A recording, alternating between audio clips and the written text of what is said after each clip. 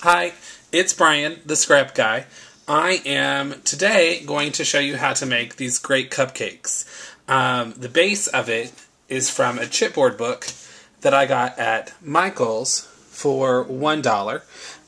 It's like a 5 or 6 page book, and decided that instead of making a chipboard book, I was going to make a couple of embellishments for a scrapbook page that I'm making for my best friend's 30th birthday, which was in September, so I'm a little late.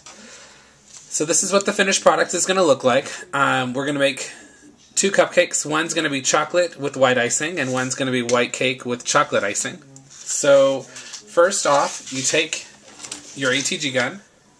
First, you got to make sure that once you've cut the patterns that you need for the project, that before you tape, you make sure that you have the right side up, because if you turn it the other direction, it doesn't really fit quite right because it's not symmetric.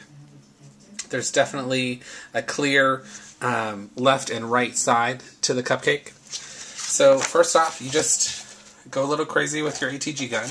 I'm using high-tack acid-free tape because that's all that was in the gun, and I don't feel like redoing it. And I'm a little tape happy. If you've seen my scrap room video, you know that I have plenty to spare. So if I go a little tape crazy, it's not going to kill me or deplete my stock. So, you just stick it down. So there's your cake. Then I've cut, with my pattern piece, a piece of vellum that we're going to use for the cupcake holder, which kind of reminds me of an actual cupcake cup that you use in the kitchen when you're making muffins or cupcakes.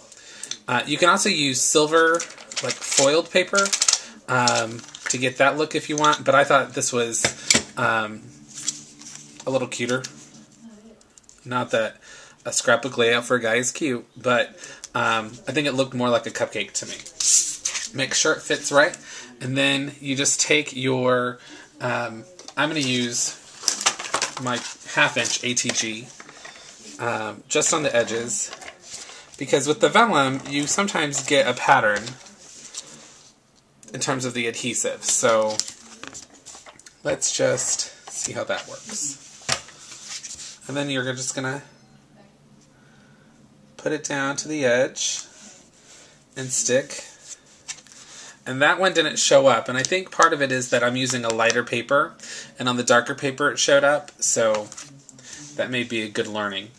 So I've pre-cut and embellished the icing, which I'm kind of excited about because it looks really good. On the white, I used a pearlized paper, and on the chocolate, I used a metallic paper. I used my Big Bite and punched a few holes for the brads so that they were easy in, because sometimes after you use the Cuttlebug, and I use Divine Swirls, if you use the Cuttlebug, the paper, especially if you put a lot of pressure on it or the paper's thicker, it gets real thin around where it was embossed and can start to rip. So I wanted to make sure that I didn't do any of that. The next step is we take our Pop Dots, and you can get these at Walmart for $1.50. They're just the foam ones. And I take one big strip and put it along the bottom.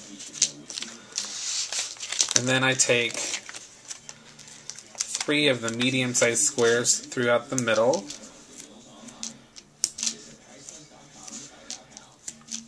And I am a true believer that you can never have too much adhesive. So if you don't agree with me on that rule, then I'm okay. But the more adhesive for me, the better. I learned on the last one that these 2 areas here need a little bit of extra support.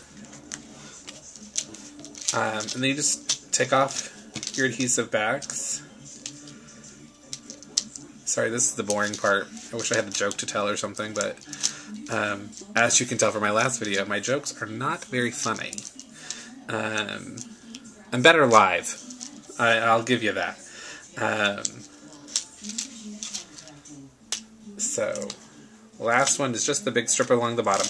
This gives it some elevation that makes it look like it's sitting on the outside of the cupcake holder as well. So then you just position yourself to be able to put it down all nice and neat. you know, just press. Voila! You have a cupcake. So now we have 2 cupcakes, and you'll see what I'm going to do with it tomorrow on the layout. Haven't decided which one I'm going to use yet, but I've pre-cut a lot of the embellishments for tomorrow's finished page layout. And one of the things that I did was I took Designer's Calendar, and I used the 30 for the 30th day of the month instead of using 2 different numbers because it comes in a great box. Welded them all together. I cut 4 or 5 rows of these from a piece of paper from Slice. Mixing my brands, I know. But it has a really high black gloss sheen, and it cut like butter in the Cricut. It was really nice because there was a lot of cutting. It took about 5 minutes to cut the file. But, you know, when you're cutting 5 or 6 of these strips, there's a lot of cuts to make. They came out great, and you'll see what I'm going to do with these tomorrow.